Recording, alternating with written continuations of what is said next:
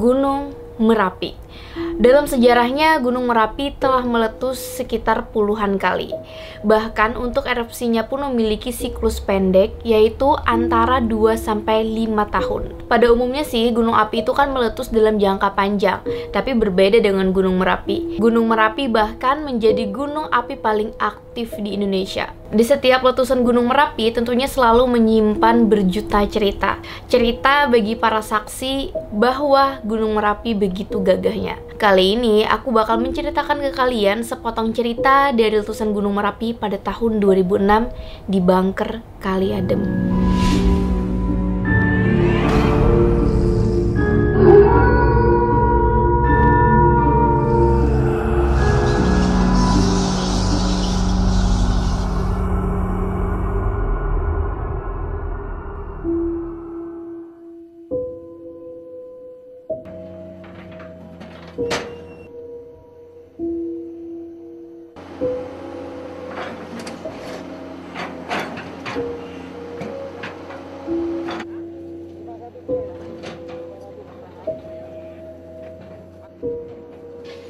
Video tadi adalah video saat melakukan evakuasi kepada 2 relawan yang terjebak di Bunker Kali Adem pada meletusnya Gunung Merapi di tahun 2006. Tapi sebelum kita masuk lebih jauh ke dalam cerita, aku bakal memberikan sedikit gambaran kepada kalian mengenai sejarah Gunung Merapi terlebih dahulu. Seperti yang kita tahu guys, Gunung Merapi ini berada di tengah-tengah Pulau Jawa. Bahkan dia juga berada di 2 provinsi, yaitu Yogyakarta dan Jawa Tengah. Menurut para ahli, Gunung Merapi dapat dibagi beberapa fase. Di sini aku akan mengutip 4 fase Merapi dalam judul penelitian Volcanological Study of Merapi yang dilakukan oleh Berthommeyer pada tahun 1990.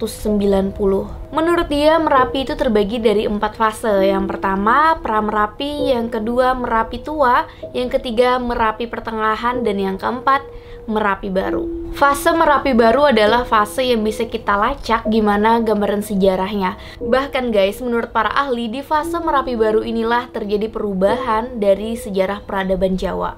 Letusan Merapi yang dianggap merubah peradaban Jawa adalah letusan pada tahun 1006 Masehi. Karena letusan ini bisa dibilang adalah letusan paling dahsyat. Dan selain menjadi letusan terdahsyat, letusan ini juga menuai perdebatan yang panjang di antara para ahli. Dalam prasasti atau naskah kuno, letusan ini disebut dengan pralaya atau artinya bencana besar, yang mana letusan inilah yang disebut sebagai penyebab dari runtuhnya kerajaan Mataram kuno di Jawa Tengah. Menurut Leberton, kemungkinan yang menjadi bencana besar yang dimaksud dalam prasasti Pucangan ditafsirkan oleh Kern adalah kejadian vulkanik alias erupsi Gunung Merapi. Hal inilah yang menyebabkan perpindahan kerajaan Mataram Hindu ke Jawa Timur. Kemudian didukung lagi pendapat dari Bemelan yang mengatakan pindahnya kerajaan Mataram kuno ke Jawa Timur, tepatnya di daerah Jombang, terjadi pada era Empu Sindok atau Sri Maharaja Rakaihino Sri Isana Wikramadharma Tunggadewa. Ternyata gempa bumi yang berbarengan dengan pralaya atau letusan Gunung Merapi tadi merusak sebagian Candi Borobudur dan Mendut yang dibangun pada abad ke-9. Kemudian ada juga Candi Sambisari yang terkubur 6,5 meter oleh timbunan lahar dingin Merapi. Dari letusan Merapi pada tahun 1006 Masehi tadi, kita bisa membayangkan ya betapa dahsyatnya Merapi saat itu. Tapi ternyata tidak hanya sampai di sana, Merapi terus meletus, bahkan hingga sekarang. Saat ini saja Merapi sudah masuki status siaga. Letusan Gunung Merapi yang paling kita ingat tentunya di tahun 2000-an karena itu masih baru saja. Selain itu juga cerita yang terkait dengan letusan Gunung Merapi di tahun 2006 dan 2010 itu bisa dibilang menggegerkan kita karena kejadian itu juga merenggut sang juru kunci Mbah Marijan. Tapi selain itu ada juga cerita yang tidak kalah terkenal adalah cerita Bunker Kali Adem. Menurut berita dan artikel yang aku baca, Bunker Kali Adem ini terkenal angker karena memang menyimpan beberapa cerita misteri ya, seperti cerita gugurnya 2 orang relawan, terus juga penampakan sosok berjubah putih di atas batu di dalam bunker, dan pernah kejadian hilangnya seorang pria setelah mengunjungi Bunker Kali Adem. Tapi pria itu berhasil ditemukan ya. Nah sekarang kita akan mengulik gimana sih cerita mengenai 2 orang relawan yang gugur di dalam Bunker Kali Adem. Pada tahun 2006, bisa dibilang Yogyakarta dikejutkan dengan Gunung Merapi. Selama puluhan hingga ratusan tahun, kepercayaan mengenai Gunung Merapi lahirnya tidak akan masuk ke Yogyakarta telah diyakini warganya. Tapi ternyata di 2006 berkata lain. Justru lahar dari Gunung Merapi datang ke arah selatan menuju Yogyakarta. Tentunya yang menjadi pertanyaan adalah dari mana kepercayaan bahwa Gunung Merapi tidak akan menyerang Yogyakarta. Sebenarnya cerita ini berkaitan dengan video aku sebelumnya mengenai asal-usul dari Gunung Merapi. Seperti yang kita tahu, 3 tokoh utama adalah Ki Juru Mertani, Panembahan Senopati, dan Kanjeng Ratu Kidul. Terlebih lagi guys, kalau kita tarik garis lurus itu dari Gunung Merapi sampai ke pantai selatan membentuk garis imajiner. Lurus gitu kan, dan melewati di tengah-tengahnya Mataram, kerajaan Mataram pada saat itu. Ceritanya begini, pada saat itu kerajaan Mataram ini belum begitu kuat ya. Dan dari Panembahan Senopati dan juga Ki Juru Mertani ini merasa kayak ada mata-mata di dalam istana mereka. Seperti yang kalian tahu juga, Kanjeng Ratu Kidul ini sudah berjanji akan menolong Panembahan Senopati ketika membutuhkan pertolongan. Karena firasat ini, Panembahan Senopati ini bersemedi guys, atau bertapa. Kemudian setelah Panembahan Senopati ini bertapa ngeli, Kanjeng Ratu Kidul ini naik ke permukaan dan menemuinya. Di sana Kanjeng Ratu Kidul memberikan 2 minyak. Yang pertama Jayeng Katong dan yang kedua adalah Endok Degan. Setelah mendapatkan 2 minyak tadi, Panembahan Senopati balik ke kerajaan dan menyerahkan 2 minyak tadi ke Ki Juru Mertani. Mereka pun mengira-ngira siapa pengkhianat di dalam istana yang menjadi mata-mata Sultan Pajang Hadiwijaya. Lalu Ki Juru Mertani pun mencurigai Ki Juru Taman, dan Ki Juru Taman ini diberikan Endok Degan. Endok Degan ini bentuknya kayak telur gitu ya guys. Akhirnya Ki Juru Taman ini memakan telur tersebut. Setelah Ki Juru Taman memakan telur itu, dia berubah menjadi raksasa besar yang mengerikan.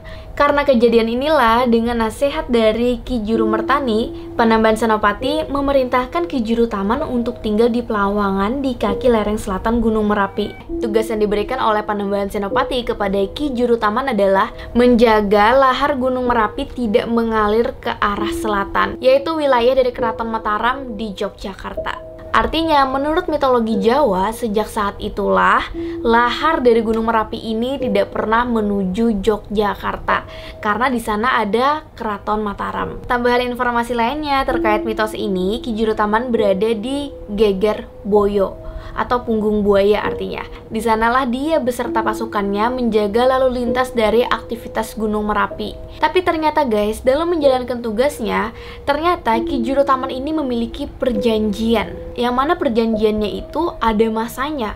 Dia akan berhenti menjaga Merapi saat wong Jawa wis ilang jawane. Artinya dia akan berhenti menjaga Gunung Merapi agar tidak mengarah ke Yogyakarta ketika orang Jawa kehilangan jati dirinya. Berarti dari mitos ini ada kemungkinan Geger Boyo ini runtuh. Informasi buat kalian, secara ilmiah, Geger Boyo ini adalah kubah lava Merapi pada tahun 1911 yang secara tidak langsung menjadi pelindung alami wilayah selatan dan tenggara Yogyakarta. So artinya Geger Boyo ini adalah bukit yang melindungi Yogyakarta dari material, awan panas, atau lahar erupsi Merapi. Namun tampaknya perjanjian dari Ki Juru Taman ini berakhir pada tahun 2006, tepatnya pada tanggal 5 Juni. Yang mana pada saat itu Geger Boyo ini runtuh. Makanya kalau kalian mencari di Google mengenai Geger Boyo, itu pasti nggak jauh-jauh dengan Ki Juru Taman. Banyak artikel yang membahas kemana Ki Juru Taman, kenapa Geger Boyo runtuh, apakah Ki Juru Taman pensiun, dan sebagainya. Artikel-artikel tersebut tentu berangkat dari mitos-mitos yang sudah berkembang sejak lama. Runtuhnya Geger Boyo ini artinya Yogyakarta tidak menjadi aman lagi dari lahar Gunung Merapi. Nah, tidak lama setelah kejadian runtuhnya Geger Boyo, di tanggal 15 Juni 2006 terjadilah insiden pilu dari Bangker Kaliadem. Mungkin sebagian dari kalian sudah ada yang tahu ceritanya, tapi yang belum tahu boleh disimak. Ceritanya kurang lebih seperti ini guys. Pada saat itu kan terjadi gempa dan juga aktivitas Gunung Merapi yang sedang meningkat. Tentunya di setiap bencana kan ada relawan-relawan yang bertugas. Tapi sayangnya dalam tugas mulia itu ada 2 relawan yang gugur. Mereka gugur di Bangker Kali Adem. Dua relawan yang gugur itu adalah dua laki-laki guys. Yang pertama bernama Sudarwanto, berusia 25 tahun. Dia merupakan mahasiswa pecinta alam Amikom. Satunya lagi adalah Sarjono yang berusia 30 tahun. Dia adalah warga Dusun Kopeng. Pada saat itu kan diperkirakan akan ada wedus gembel atau awan panas. Kedua relawan ini bertugas di area sekitar bunker Kali Adem.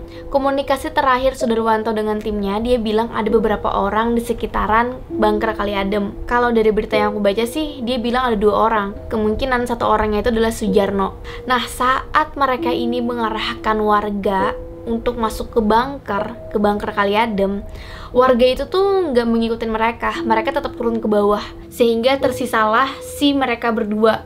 Nah, karena waktu itu sudah sangat mepet dan mereka nggak sempat lagi turun ke bawah, mereka ini memutuskan untuk bersembunyi atau menyelamatkan diri di dalam bunker. Tapi sayangnya ternyata di bunker bukannya selamat, lahar panas dan awan panas malah masuk ke dalam bunker. Tentu aja ya, karena mereka di dalam bunker dan itu panas banget. Ya, manusia mana sih yang bisa bertahan? Aku nggak kebayang sih guys, panasnya itu kayak gimana. Bahkan ya, evakuasi 2 relawan ini membutuhkan 2 hari karena saat itu awan panas masih ada di sekitar sana. Jadi kayak terhambat lah evakuasinya. Bunker yang tertimbun sekitar 3 meter ini juga menyulitkan ya untuk evakuasi kedua relawan tadi.